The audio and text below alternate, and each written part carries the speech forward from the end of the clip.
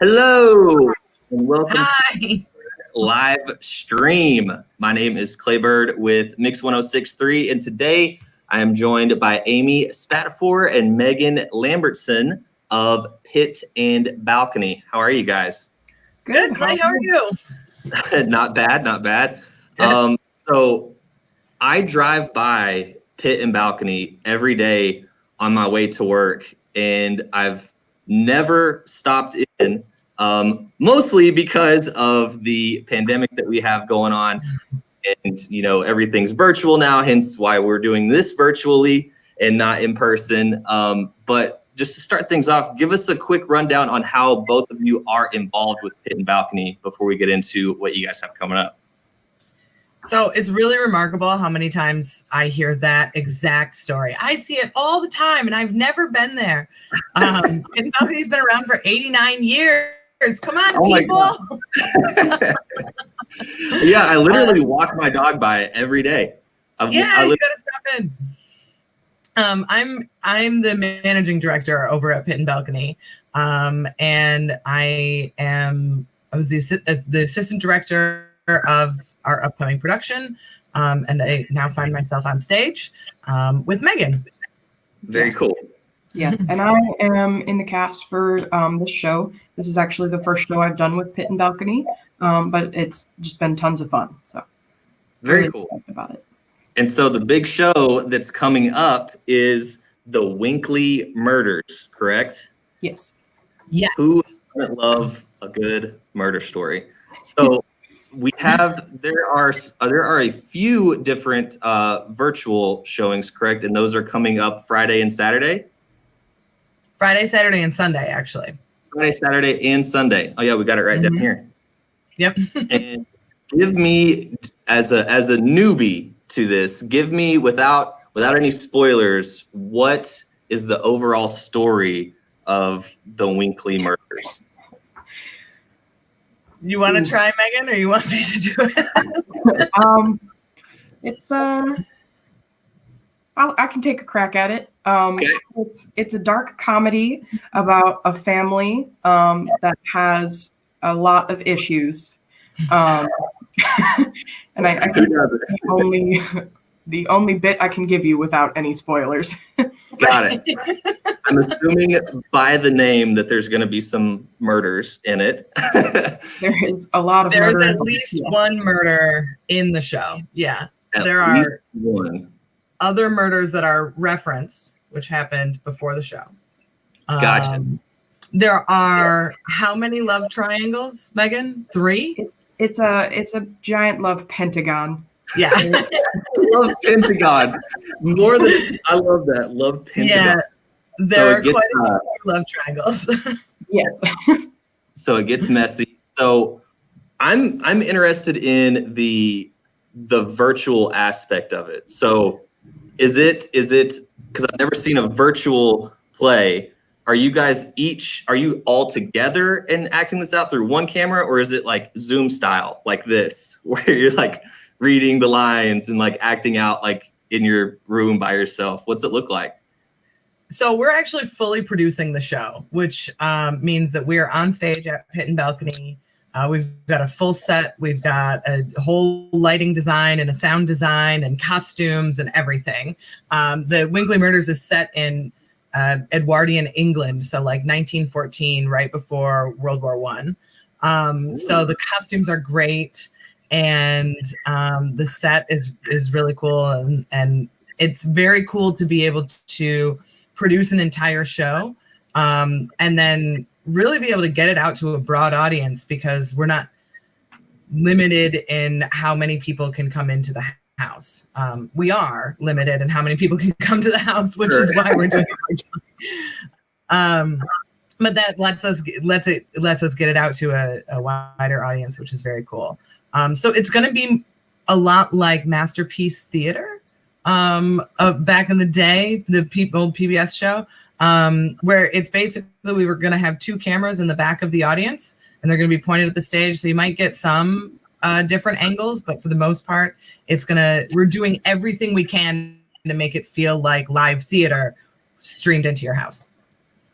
I love that. And so Megan, one thing that you said whenever you were describing the Winkley murders is it's a dark comedy. Yes. So what is a dark comedy? What makes it dark outside of murder? So it's got all those negative elements like murder, among other less pleasant topics tied into it. And that's really what makes it dark. But sitting kind of on top of that, which is what I think really the audience will see more of, is the humor that's mixed in about it. So they take all these dark concepts and find a way to make them humorous. And I think that the playwright has done a really good job of highlighting those terrible things that just nobody wants to talk about, and finding a way to make it an enjoyable show. It's so cool. I'm intrigued. It really is one of those shows that like you find yourself laughing when you know you probably shouldn't be laughing. It's different than slapstick or farce where it's very obvious that this is supposed to be funny, right? Three Stooges type humor. Right. This is very, very much like, ooh, I'm laughing, but I don't feel great about it. Like looking around to see if anyone else is laughing. Like, Are we allowed to laugh at this? Yes, absolutely. I love it. And so are all of the Friday, Saturday, and Sunday show, they're all the exact same show, or are they like in a sequence? Are they like different episodes, for the lack of a better term, or is it all the same play? It's all going to be the same play. We're actually recording it and then presenting it through a stream, just so that we can make sure that we're not fighting with the internet or technology. So we're recording it tomorrow night, and then we're going to be able to present it as a stream that way. So no matter, very cool. That is the one thing that you miss with this, right? Is that you go in a live setting, the Friday night audience might see a completely different show than the Sunday afternoon audience, just because that's the nature of live theater. Things happen, energies are different, audiences react in a different way. This show, because we are recording it and streaming it out, the Friday night audience is going to see the exact same show as the Sunday night audience, which, is probably going to be good because we're great. We are. Yeah. some rock stars, but I would think just with the performing aspect of it, like you were saying, like it's live, anything can happen. This kind of gives you guys a little bit of a crutch because if something happens, or are you sticking straight? Are you sticking true? Mm-hmm.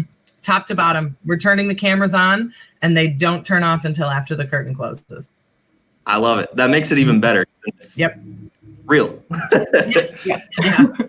And so with the tickets, this is all, like we said, virtual. There's not going to be anyone inside. It's just you guys and the cameras. Where can people get tickets for the streaming? www.pitandbalconytheatre there it is, .com. And if you go to the Get Tickets website, or Get Tickets page, there will be a link that says Get Tickets for Winkley Murders, and you'll be redirected to Showtix for You, which is the streaming platform that we're using to get the show out there. And there you can purchase your ticket. We do have tiered prices based on how many people are watching at your home. And so you can pick the appropriate level, and you'll get your access code. You won't be able to, access anything until the date and time that you have chosen. But that will go straight to your email, and it's really easy to do. It's really user friendly. Very cool. And is this one of those things? So like whenever people purchase their ticket and they have to wait until the Friday, Saturday, or Sunday at the specific time, does it save afterwards so they can keep a copy, or is it one of those things that's just? Nope, this is it. It's just like the live deal. You have your one chance to see it, and that's when you see it. Yeah, I love it. It's like the real raw, like taking, throughout 2020, everything is virtual or streamed, and this is still doing that, but staying very true to the actual art form. And it's like, this is it. Like you can't it's I love it. It's real. It's raw. Yeah. And Megan was saying that this was her first time, what'd you say, in 10 years? 10 years, yeah. Yep. So like this has got to be way different for you than. Yeah. It's been a strange experience, like with the COVID situation on top of it all. You know, we're doing a show with a smaller cast to accommodate those needs. And there were some people whose, like, I haven't seen the bottom half of their face until this week. So it's Right. like a whole new learning experience. And, but it's just tons of fun. So the show is great. That's amazing. I can't wait to watch it. So outside of the Winkley murders, I know that you said this is your first one, Megan, but what are some of kind of the things outside of the Winkley murders that, you know, for like a first timer like myself, walking into Pit and Balcony, what things do you guys offer? What can someone expect? I know you said it's been around for how long? 89 years. This is the first show of our 89th season. So if a newbie's coming in, what can they expect? What do you guys offer? Well, we offer for programming, we have a lot of different things. We range from things like the Winkley murders, which is more adult. I would say this is a wait for the kids to go to sleep show. Or, you know, go to your friend's house and have an adult watch party. But so we range from things like that to in January, we're going to be doing Puffs or 7 increasingly eventful years at a certain school of witchcraft. So this is not a spinoff of a famous wizard book. It is unsanctioned. But that was an off-Broadway a few years ago, and it had a great run. And so that one obviously is a little bit more, you know, all ages. And so we have lots of different offerings for our audiences. This year, it's all, I don't want to say it's all up in the air because I don't want it to be. But we have had to make some changes to our season this year with COVID. Winkley Murders was not initially on our plan, but because of some rules with publishers and what can be produced virtually and what can't be, we had to change some of our scripts this year. But so really, if you're coming in to see a live show in a year that's not 2020, it's a really great experience. It's an intimate experience. We really try to make everyone who walks through the door feel like family. We have a small theater, so it's less than 300 seats. So you get that small, like, close-up feeling, but it's still high quality shows, lots of lights and sets and big fun things. So I think that even people who think that they're not theater people have come to Pit and Balcony and they've seen the show and it's something they're familiar with. Like last year we did Gatsby, The Great Gatsby, or it's something they're not familiar with and they just thought it sounded funny. And more often than not, it's what gets them coming back. So I gotta say, the only thing I can tell you is come to the theater, come to a show, tune into this show, and you're gonna be hooked. I promise. Hooked with the Winkley Murders. Yes. Well, I can't wait to watch it. And once again, if you want to snag your tickets online, we can pop up the info there, Pit and Balcony, theatra.com. It always weirds me out whenever I see, like, sometimes it's spelled theatra and sometimes it's spelled theater. It just weirds me out. But yeah, theatra.com and snag your tickets, or you can call. You guys have someone in to where they can call and order their tickets as well. Yep. Deb is in the box office Tuesday through Thursday from noon to 5, and you can get a hold of Deb right there at that number on your screen. There it is. Is there anything else that you guys want to cover off before we hop off here?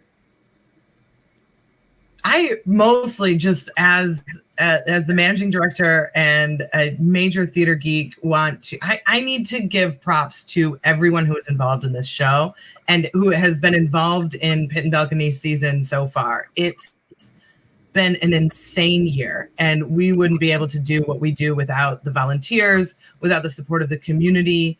Our job is to give you all art and give people who want to perform a place to perform, and people who want to see art and find ways to like heal through all of this.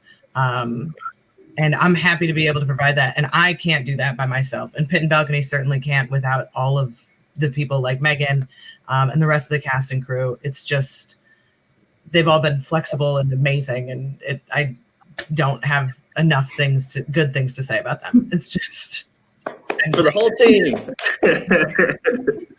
Perfect. Well, thank you guys so much for taking the time and hopping on. And I know I'm going to watch on Friday, pop on, get my ticket, and then might be seeing you guys in person and live whenever things are back to normal. Yes, please. All right. Thank you guys so much. Thanks so much, Clay. Bye-bye.